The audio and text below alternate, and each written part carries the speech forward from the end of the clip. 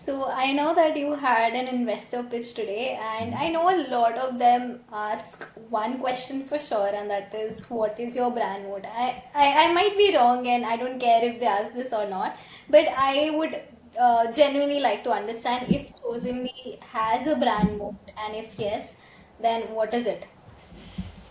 So the short answer is we don't have a good moat.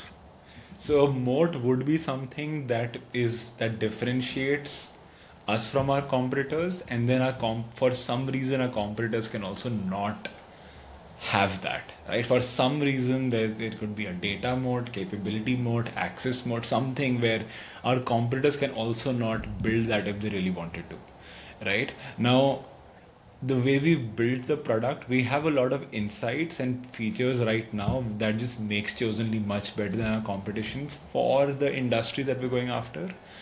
For example, if you're going after B2C, we're not a not the right tool for you. If you're mega enterprise, you're like Nike, Reebok, Adidas, you're like the big names, Walmart and stuff. So yeah, then probably we're not the right software for you. But then if you are in the lower mid market, B2B SaaS, B2B services, in those space, those companies like that, we are by far the best company right now. So while we don't have moats, we don't have a defensible mode, so we have differentiators right now. But I don't believe it's so that our competitors cannot just copy those things, right? And the way we've built these things is just because of the way we've thought about the direction of the entire product is different. And the second thing that we've done is we have, I believe, just amazing feedback loops. There is no way to have better feedback loops with our customers than we do, right? So that's a bit of an unfair advantage. I don't know if it's a moat or not that we have, that hey, we've set our entire sales process very high touch. Right, so Dan and I speak with the sales team regularly. Our support is very, very high touch. Everyone gets a custom Slack support channel. We ask people questions. We are looking at our own data and telling them how they would do things, how we would have done it if we were there.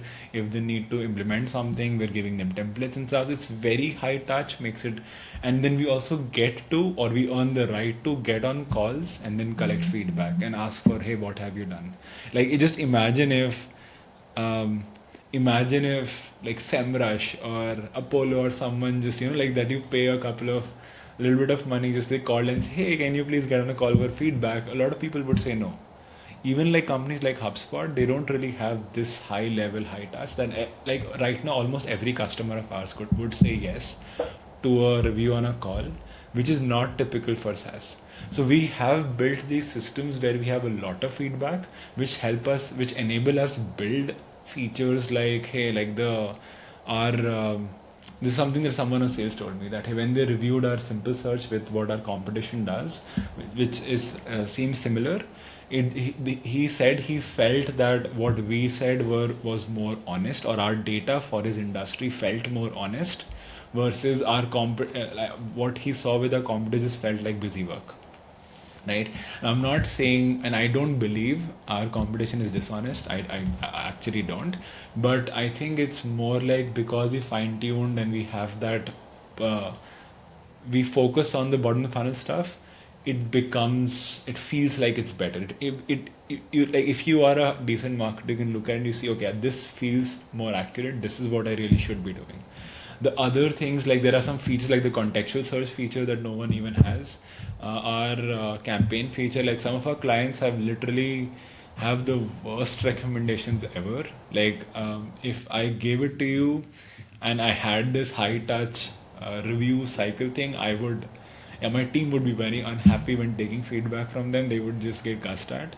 Like, but the recommendations, people have, for example, rushed building these recommendation engines, which are really bad. And since we couldn't build them either, we decided instead of giving something half baked, we'll just give this high test consultation thing, where we will review all the reports and we'll recommend what to do instead, right? And so I think we don't have a moat yet, but we are just spending way too much time per customer, getting that insights and baking them into the product without rushing to release half baked things, right? While also making sure when we release things, they're not overly mature so we can still maintain speed. So I think that has been working out for us.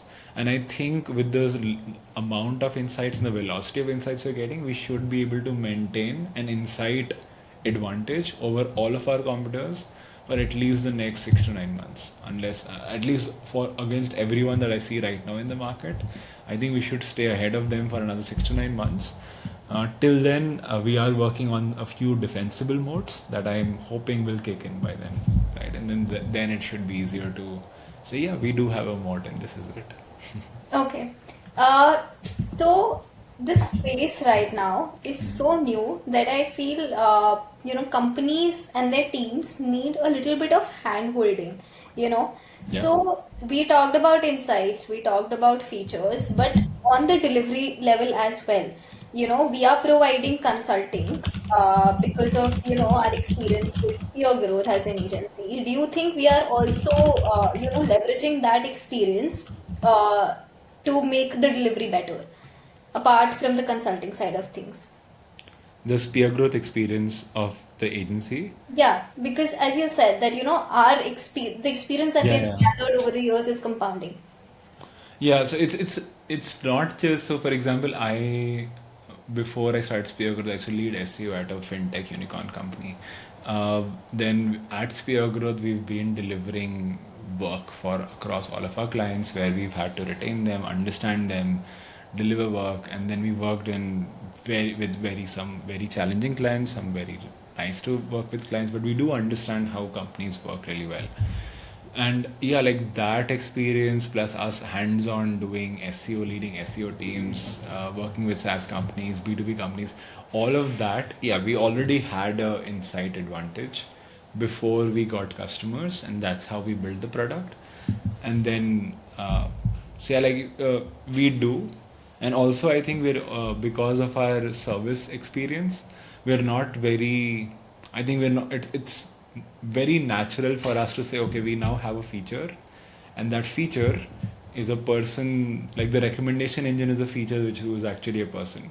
Now till we believe that we can actually make a recommendation engine that can beat the human experience, we're not going to replace the human experience with that. We might release pieces of it, of the tech, into this recommendation feature, or the component of it, which is purely tech enabled, where when we believe it's going to improve it.